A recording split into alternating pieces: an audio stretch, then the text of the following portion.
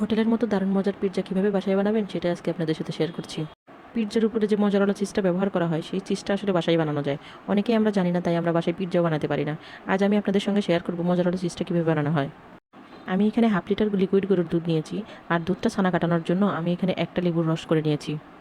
কিছুটা রস আমি দুধের সাথে শুরুতেই মিশিয়ে দিয়েছি, আর কিছুটা রস আমি এখন দিয়ে দিচ্ছি। হালকা গরম হওয়ার পরপরই রসটা মিশিয়ে দিতে হবে। আঙ্গুল দিয়ে চেক করে দেখেই দুধটা হালকা গরম হলে লেবুর রসটা মিশিয়ে দিতে হবে। তারপরে আস্তে আস্তে নাড়তে থাকুন, দেখুন কীভাবে ছানাটা ছেড়ে দিচ্ছে। এটাকে জাল পেরে শক্ত করানো যাবে না।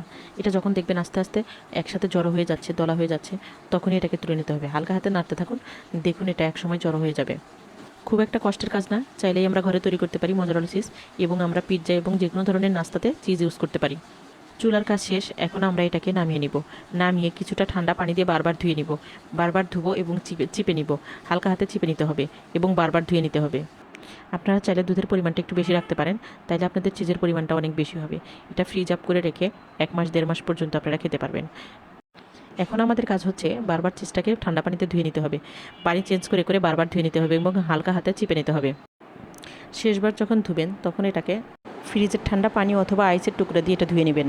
ঘরেই যদি মজার নাস্তা খেতে চান তাইলে তো আপনাকে একটু বেগ পাইতেই হবে, তাই এই কষ্টগুলো সহ্য করে আপনাকে এই কাজগুলো করে নিতে হবে। এই চিজ দিয়ে শুধু পিৎজা না, যে কোনো ধরনের নাস্তা, ফাস্টফুড জাতীয় খাবার তৈরি করতে আপনারা এই চিজ ব্যবহার করতে পারেন। আমাদের চিজ বানানোর কাজ এখন শেষ, চিজটা হয়ে গেছে। এখন আমি এখান থেকে পানি ঝরিয়ে নিচ্ছি হালকা হাতে চিপে। আমি এটাকে পলিথিনে রেখে দিচ্ছি। আপনারা চাইলে যে কোনো কন্টেনার বক্সে, ছোটো ছোটো বক্স থাকলে রাখতে পারেন। আমি এখানে পলিথিনে রেখে দিচ্ছি, আর এটাকে 1 ঘন্টা আমি ফ্রিজে রাখবো। 1 ঘন্টা পর দেখাচ্ছি আমাদের চিজটা কেমন হয়েছে। 1 ঘন্টা পর চলে আসলাম। দেখুন আমি ফ্রিজ থেকে এটা বের করে নিয়েছি, কতটা সুন্দর হয়েছে। এটা আমি আপনাদেরকে বের করে দেখাচ্ছি, আপনারা একটু ওয়েট করুন। একটা কাজ না জানলে কতটা কঠিন মনে হয়। দেখুন আমি কতটা মজার চিজ বানিয়ে নিয়েছি। এখানে অনেকটাই চিজ হয়েছে। হাফ কেজি দুধ থেকে এতটা দুধ চিজ হওয়া মানে কি অনেক কিছু। আপনারা চিজ দিয়ে যে কোনো আইটেম বানাতে পারেন, চিজ দিয়ে মজার মজার খাবার নাস্তা ঘরে তৈরি করতে পারেন। আমি কিছুটা কেটে স্লাইস করে দেখিয়েছি, আর কিছুটা আমি গ্রেটার দিয়ে গ্রেট করে নিচ্ছি। দেখলেনই তো কত সহজে কত সুন্দর একটা চিজ তৈরি করে নেওয়া যায়। বেশি সময় লাগে না, হাতের নাগালে সব কিছু থাকলে সব কিছু তৈরি করা খুবই সহজ। কতটা সুন্দর চিজ হয়েছে। আমার তৈরি করা এই চিজ দিয়ে আজকে আমি একটা পিৎজা তৈরি করব।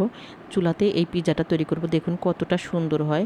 ঘরের চিজ, ঘরের পিৎজা, খেতে অসম্ভব মজা। ভিডিওটা ভালো লাগলে সবাই লাইক করবেন এবং কমেন্ট করে জানাবেন কেমন হয়েছে আমার আজকের ভিডিওটা। ভালো থাকবেন সবাই, আল্লাহ হাফেজ।